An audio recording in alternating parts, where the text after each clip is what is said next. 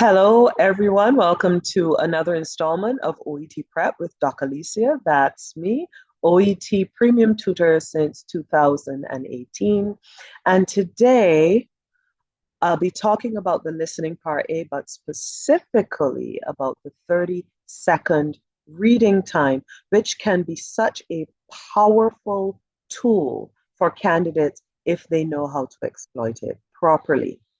Just so you know, what I touch on in this webinar, I'll be going into in more detail in a free live listening class on the 6th of November. It is a live class, which means you'll be in the classroom, the Zoom classroom, with me. We'll be doing activities. And later down in this webinar, I'll give you some more details about the who, when, where, how, and the activities we will be doing. For now, let's jump right in and start looking at that 30-second reading time and how to develop some powerful strategies. Now, for many candidates doing the OET, this listening part A can be quite overwhelming. Why? It's your first subtest often. Part A, of course, is the first part. The 30 seconds is the first time you have to block out everything and listening and really listen. And of course, this comes after the chaos of preparing for the OET, maybe staying up late at night, getting to the venue, sitting in your space, listening to all the instructions from the invigilator, and suddenly you've got to turn all of that off and focus, and especially with the clock ticking. Remember, you're only hearing these audios once. So if you don't focus in, you could miss information. And then, of course, it can have a knock-on effect and you end up missing multiple sections. So your brain is now settling in. You've only got 30 seconds to read. So the question becomes, what is important? Not just that, but what is most important? Now, first thing to note is that the OET paper is designed as it is designed, not by accident. This is strategic, and every single thing on an OET paper is important.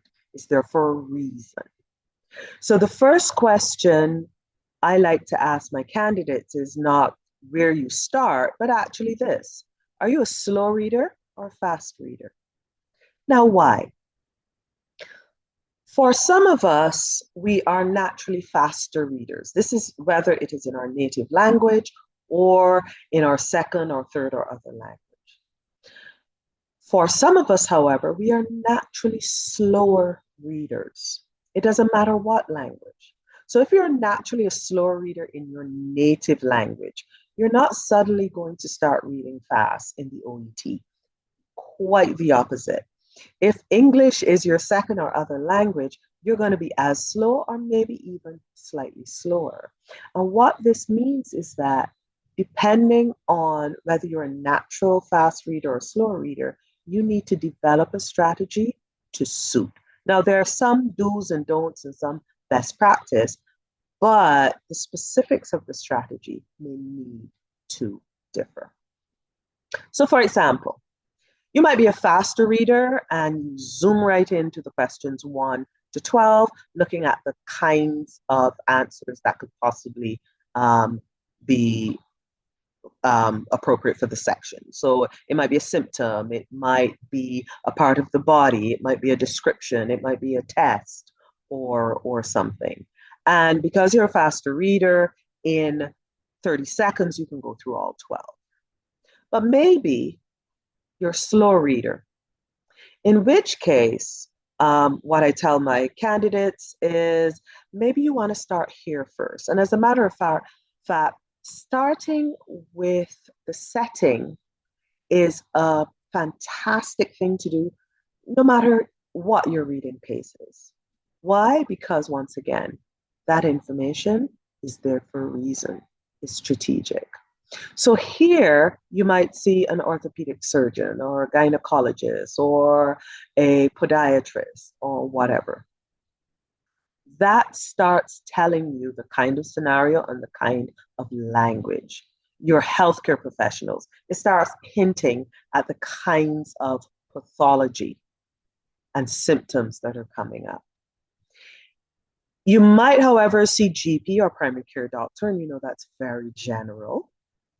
So then I say, you know what, you might want to come down here and see if you can pick up a symptom or two or even a diagnosis.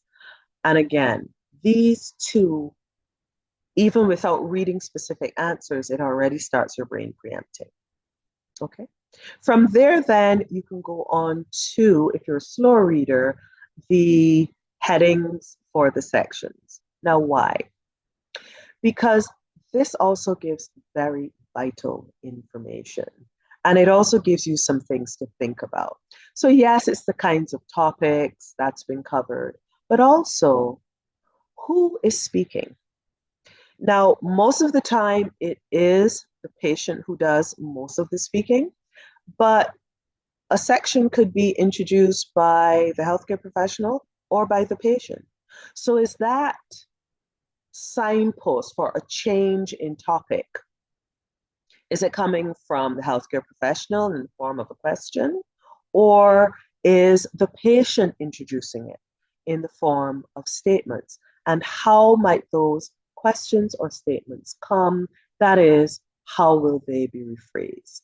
So for background information, how might the doctor say? How might the patient introduce it?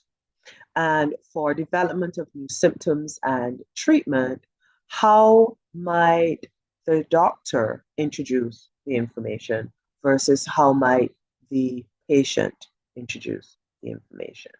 So all of these things, if you're a slower reader, this is a way to get a wider range of language quickly into your head if you know that actually the 30 seconds is not enough for you to really focus in on all of the 12 empty spaces and what to expect, what kinds of information to expect in them. So once you've done that, then you can go back and maybe try to grab one or two if you have the time. Okay. So some of the other questions that come up for candidates when it comes to speed and being fast versus slow, they ask, should I worry about spelling? And the answer is it depends. The truth is that minor errors in spelling are tolerated in the listening part A because the focus is on, did you hear the important bit of detailed information? So for example, if it was, oh, the patient is trying to eat more vegetables, and you spell vegetable Vegetabul instead of BLE. Well, for the examiner correcting this as a real human being, they will go, okay, it is clear they heard the correct information. It is clear they heard the correct word. They spelt it incorrectly. They might put that down to a typo or, yeah, genuinely being unfamiliar with how some of the syllables in English are written. And there's a very, very, very good chance you would still get the mark. However, let's look at another instance where it could be a little bit trickier. Let's say the text said the patient developed a rash around their waist. Maybe it's shingles, okay? Now here, what you're looking for is a part of the body, and waist is spelled W-A-I-S-T. However, there's another word in English that sounds exactly the same, W-A-S-T-E. However, completely different meaning. It means garbage. So what you have done is you have written a word that sounds correct, but it's actually a completely different word and a real word in English, and you have changed the meaning of the context. Now, this one is a little bit more dodgy because there's a higher chance that actually this you might get wrong. Okay. Whereas up here, there's no other word in English that is even close to vegetable spelt with the B-U-L. So it's obvious you meant real vegetable. Okay. So my guidance is best practice. Spell what you hear as best as you can, as correctly as you can, and hope for the best. However, please note, you do not get marks taken off in OET for incorrect answers. So if you genuinely don't know how to spell the word or a part of the word, or it could be a word you've never even heard before, spell it as best you can. Yes, with it being English, you may get a syllable spelt wrong, but spell it as best you can so that, as we say, phonetically at least it sounds correct. And there is still a chance, and in many cases, a very good chance that you will get the mark as long as the examiner recognizes clearly what you meant to say. Another question that comes up is signposts. And for people in planning their 30-second strategy, they kind of worry about signposts. And there are two-way signposts within the conversation itself can come. And we see two examples here. So let's look at the more common one, which is question 14 here. You see the signpost ongoing lack of coming first. Remember, it's going to be rephrased. So you can start saying to yourself, okay, well, words that sound like ongoing lack of is, okay, I still don't, I keep missing, and so on and so forth. Okay. And once you hear that, those synonyms or that similar language, you perk up and you know, okay, the answer is now coming up. But let's look at number 13 here. Here you see no hospital admission in brackets after the space. Now, this is also a signpost. What this signpost coming after signifies is a couple of things. Usually, it might be, for example, the patient mentions maybe 2 or 3 items. But what OET wants you to focus on is the one that they mention in the context of not having been admitted to hospital. Okay. Or it could be that they talk and talk and talk, and then they say, oh, but I didn't need to stay in. Oh, but they sent me back home. Oh, but I didn't need to stay overnight in hospital. Or some other rephrasing that means the same as no hospital admission. Okay. Now, here's the thing about the signpost coming after the answer you want. Candidates often panic because they think, oh, suppose they mention it and then I don't remember what went before. And I can tell you now, if your signpost is coming after the answer, your answer is going to be right before it, still within your active memory. Okay? There's neurology and neuroscience behind that, but it's going to be right there. OET is not going to expect you to go back and remember something that was said at the beginning of a long sentence. So I reassure my candidates, don't worry about it. If the signpost comes after the answer they're looking for, it is going to literally be right after. Okay? So again, just to sum up, in your 30-second reading strategy, be honest with yourself. Are you a slower reader or are you a faster reader? And modify your strategy to suit. Again, there's still best practice where You do consider in your answers the kind of word that they're looking for. But if you're a slower reader and you really want to maximize that 30 seconds, this might actually end up not being optimal because you might only get maybe, 5 or 6 or 7 in, and then the audio starts and there's a lot of information you missed out on. Or a quicker way for you as a slower reader to get into it might be instead to start here and go, okay, let me look at the doctor, let me look at maybe the diagnosis and start there. Let me start thinking about how topics might be introduced, coming as either questions or answers from the healthcare professional or the patient. And then if I have time, just glance through very quickly, because by then the 30 seconds are going to be up, okay?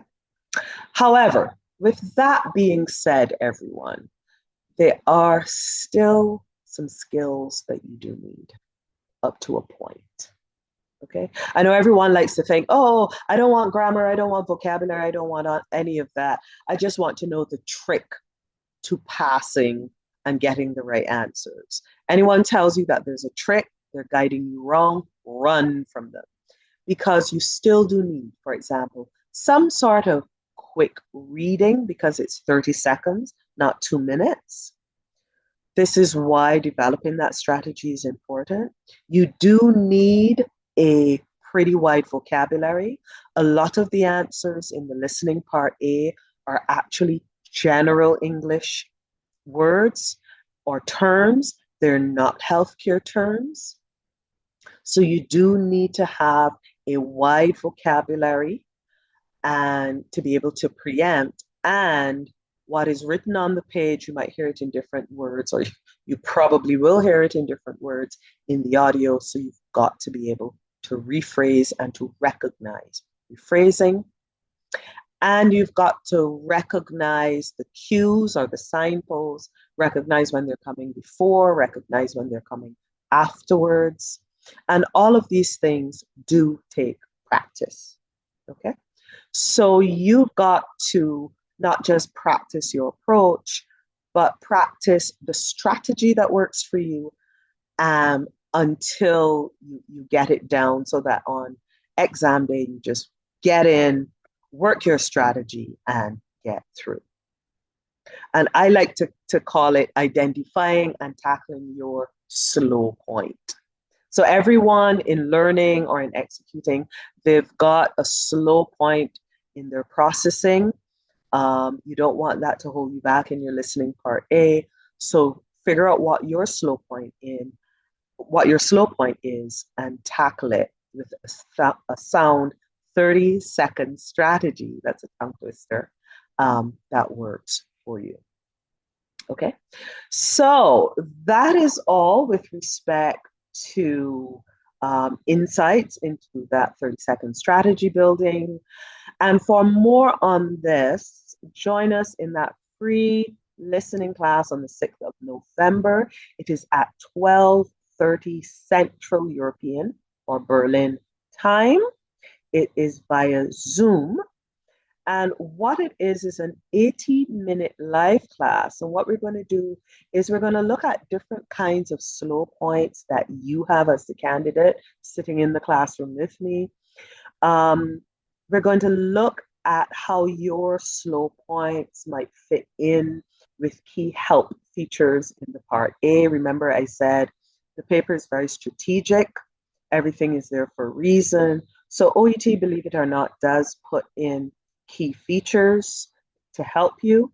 So how to fit your slow points with those key help points, those help features, and exploit that layout to increase your speed so that we develop a strategy that's for you, not just a blanket that everyone uses. Because listening A is where you have the most opportunities in listening to grab the most marks, and you want to do that. Okay, so to join us for this class, you can go to our website, promedicalenglish.com, or anywhere on our social. We will be posting about this multiple times during the coming week. On our website, you will see it featured. Usually have a ticker tape at the top, and you just look there and you can click on it. And also on OET itself, on their YouTube, you will see the link posted as well. Okay. So other help that we offer at promedicalenglish.com for our candidates, supporting them in their listening. For those candidates who they think they're prepared, they just want a concise brush up just before the exam, we have the OET Listening Coach. Today we only covered part A, but our listening coach covers part A, B, and C. It even has sample exercises from each section and tips and tricks, pitfalls to be beware of, and opportunities. It is very, very cost effective, very, very quick. And for those of you who have a bit more longer to practice, you can pop in to our course center. Just go to promedicalenglish.com/shop, and you will see we have test materials, and these are OET standardized, authentically written OET tests. And this is important because, again, OET is practicing very specific skills. And you want to make sure that you are working with practice tests that test those skills. There are many practice tests out there that I've seen that, yes, they have the layout, but actually how they're written, the language, academically, they're kind of not testing what OET is testing. So you want legitimate materials that are well written.